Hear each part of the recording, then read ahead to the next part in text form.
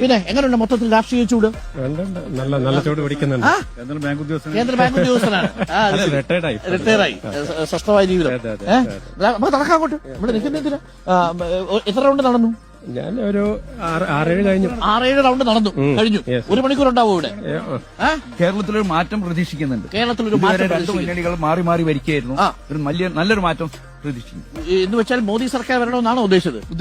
ആണോ? അതെ. എന്താ മോദി സർക്കാർ വന്നാലും മലപ്പുറത്ത് നിങ്ങളൊരു ശബ്ദം ചെയ്ത് അപ്രതീക്ഷിതമായിട്ടാണല്ലോ കേട്ടത്. നിങ്ങൾ പല സ്ഥലങ്ങളിൽ ചെല്ലുന്നുണ്ടാവില്ല. ആണോ? മാറ്റം ഉണ്ടാവണം.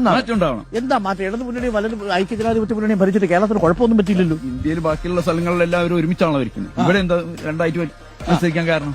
അപ്പൊ ഇവിടെ ഇന്ത്യ മുന്നണിയായിട്ട് ഒറ്റയ്ക്ക് മത്സരിക്കുക. ബി.ജെ.പി ധൈര്യം ഉണ്ടെങ്കിൽ നേരിടാൻ അല്ലേ? ബി.ജെ.പി വന്ന എന്താ ഗുണം?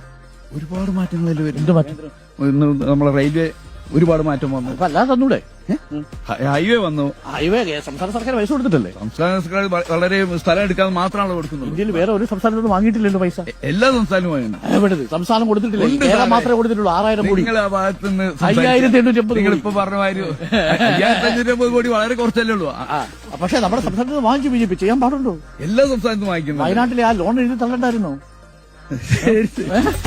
അയ്യോ രാവിലെ. ഓക്കെ, ശരി, ഓക്കെ, കാണാം. അപ്പോൾ താങ്ക് യു.